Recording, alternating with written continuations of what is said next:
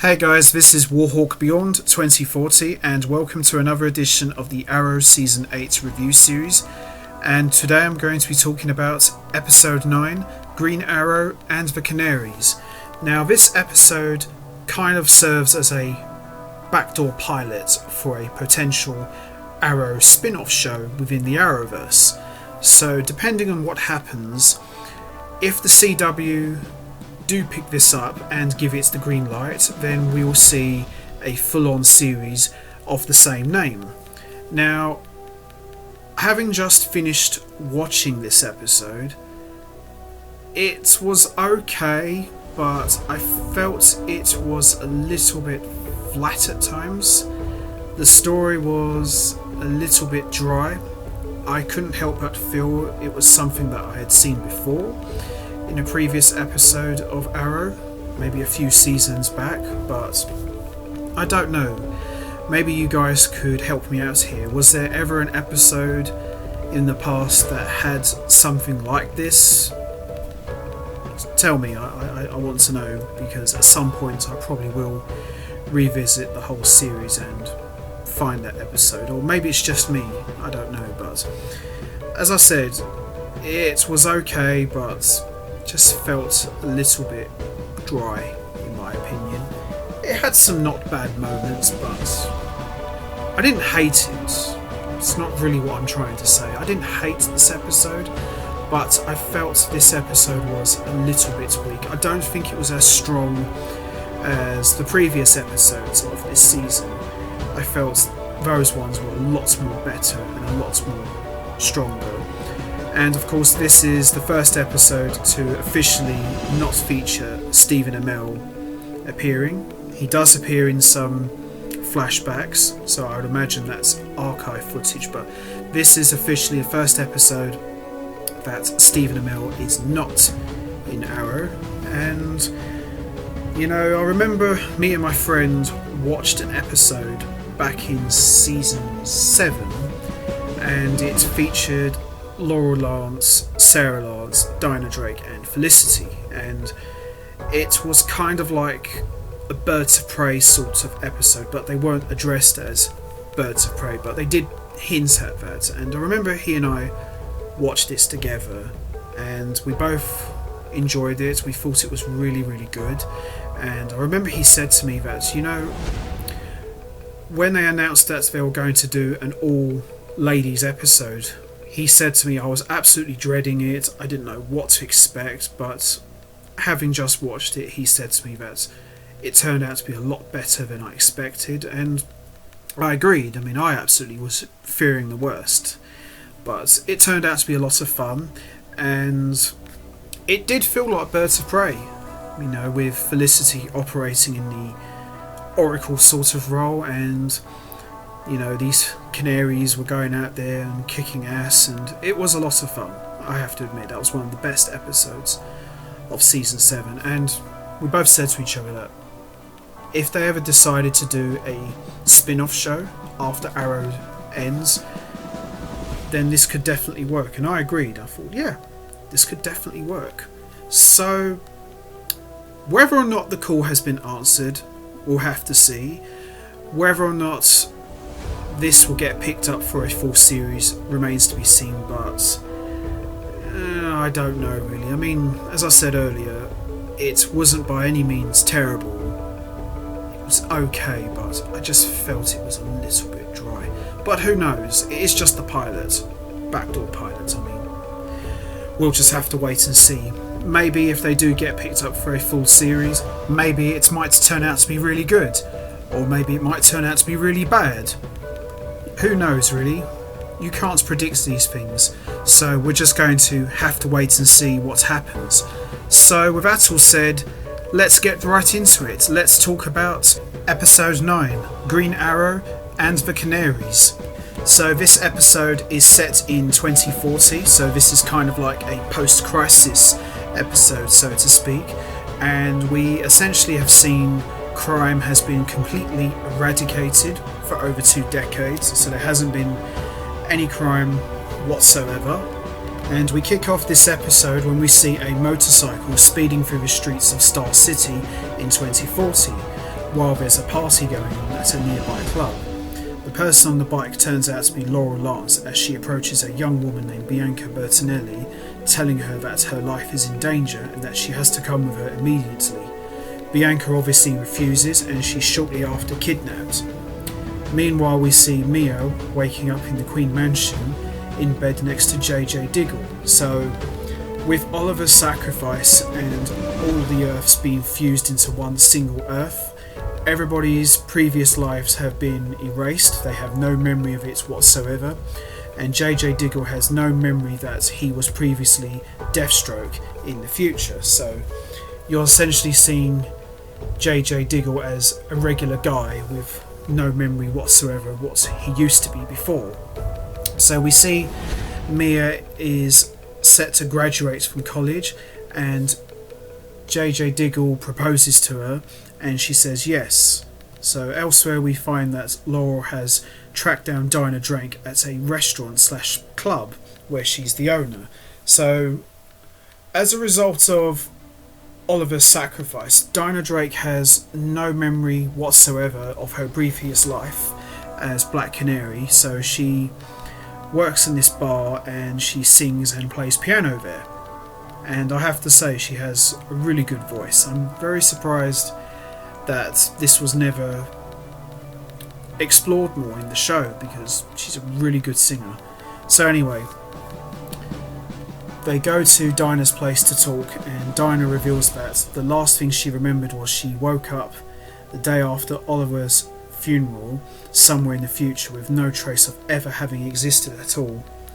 Dinah explains that she saw this as an opportunity to start over again, and Laura informs that Bianca, who is Helena Bertinelli's daughter, has been kidnapped. She also shows Dinah what could happen to Star City in a year as a result, and the pair agree to work together as a one-time deal, and they go to look for Mia. William shows up to congratulate his sister, as does Zoe, who is alive and well. Now, if you remember a few episodes back in Arrow, Zoe was killed by JJ Diggle as Deathstroke, so it's good to see her that she's alive and well, and that Oliver's sacrifice has erased all traces of her death. Connor Hawke also shows up to talk to JJ, but Mia has issues with them. We then see Laura and Dinah show up and briefly grill Bianca's ex-boyfriend, and then go to talk to Mia, who doesn't even know them. So Mia also had her memory erased due to Oliver's sacrifice. So Laurel then uses a device to restore all of Mia's old memories of the previous timeline. As a result of this, Mia Smoke passes out. When she awakes, she struggles to reconcile her current life with the reality she knew before, and then she goes to speak with Dinah and Laurel. Dinah and Laurel then update her about Bianca and ask her for her help, but Mia tries to claim that she can't do it anymore. Laurel proves her wrong. Mia agrees to help this one time. Mia goes to pay the Benetle's house a visit concerning her concerns as a distraction so Laura and Dinah can bug the place. Dinah thinks that she isn't supposed to be a hero because this new world is a better place without her in it. Laurel tries to give her a pep talk. Mia shows up, and while Bianca's friends didn't know anything about the situation, but the bugs at Benetle's pickup also get something suspicious. Laurel gives Mia her green arrow suit, but Mia doesn't want it. Now remember in part 1 of The Crisis, Oliver gave his daughter a gift, and that gift was her own green arrow suit. So obviously with her memories now restored, she's very reluctant to take the suit due to her dad passing away, but you and I all know that she's going to eventually end up wearing it. So the three of them head out, stopping the Bertinelli car while Mia goes to save Bianca. Mia ends up fighting one of the goons, but what they're moving isn't Bianca. It's a chemical and a drug, and Deathstroke is also there, defeating the women. Laurel thinks that JJ could be Deathstroke. Dinah agrees it is possible. Mia resists that idea, and Laurel tells her to prove that JJ isn't Deathstroke. They head to an art opening at JJ's gallery. Laurel tries to get into the office, but Mia goes instead, where she uses a device to get the data on JJ's computer.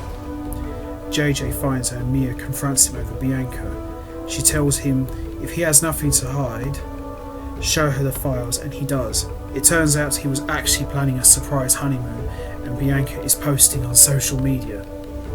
Typical. So while we see the trio debriefs, Mia and Laurel argue with Mia, deciding that she's done with them. She goes home, but things aren't okay with JJ. He calls her out on her weird behaviour and breaks up with her. At diners, they break the encryption code on the video of Bianca, and she is in fact not safe on vacation. Laurel then goes to visit Mia at home. They end up having a heart-to-heart, and Mia reveals her struggle in living up to the idea of her father and her legacy. Dinah also tells her that she wanted Mia to have the choice to be a hero. Mia finally decides to join Dinah and Laurel. They figure out where Bianca is being held, and Mia finally suits up as the Green Arrow. I have to say, Mia Smoke actually looks kind of cool in the full Green Arrow suit, but I would have preferred if she didn't have the hood. Maybe she just wore like the mask only, because I don't want her to look like just Oliver Queen 2.0. I want her to have like her own different look, but we'll see really. We'll see what happens. So they break in and they discover that ex-boyfriend Trevor has her, and he is Deathstroke. He calls in his men and a fight ensues. There are too many of the men, so the heroes decide to escape with Bianca. They face off with Deathstroke again, who says that they can't stop what's coming because she won't let them. Deathstroke Trevor blows up the building, but the ladies manage to escape. In the wrap-up, Dinah decides to start protecting the city again, and she decides that maybe there's still some good that she can do after all. Mia reveals that she recognises Trevor's tattoo, so she's going to serve the city as the Green Arrow. About time. Later, Mia goes to talk to JJ and they get back together. Laurel decides to stick around in 2040, and she and Dinah talk, revealing that there's more to be worried about. It turns out when Star City falls in the future, Mia is at the centre of it. They hope that together they can do that to change the future. Yeah, why not? I can see that working. Mia and William visit the statue honouring their father and chat. He also has the rock that Felicity gave him in the previous timeline. Mia looks at it and recognises the marks on it as being the ones on Trevor's tattoo. The pair are then ambushed and William is taken. Elsewhere, the last shot you see is someone attacks JJ from behind and his memories are restored, remembering his old life as Deathstroke. So, overall, that's the backdoor pilots for the Green Arrow and the Canaries episode. As I said, it wasn't terrible. I felt it was okay. Little bit dry at times. As I said, there was a couple of good moments in this episode, but yeah, we'll just have to wait and see really. Maybe if they do get picked up for a full series, maybe it might turn out to be very good. So it's a bit hard to judge on just one episode. We need to see more, but that remains to be seen whether or not this will get picked up by the CW. So with that all said, I'm going to wrap this up now. What did you think of episode 9 of Green Arrow and the Canaries? Did you think it was good? Do you think it has potential to be a good spin-off series in its own right? Was there anything you liked? Was there anything you didn't like? You know what to do, guys. Hit the like button, hit the subscribe button, leave your thoughts and comments down below, and I will see all of you next time for the final edition of the Arrow Season 8 review series. So till then, take care everybody and stay safe.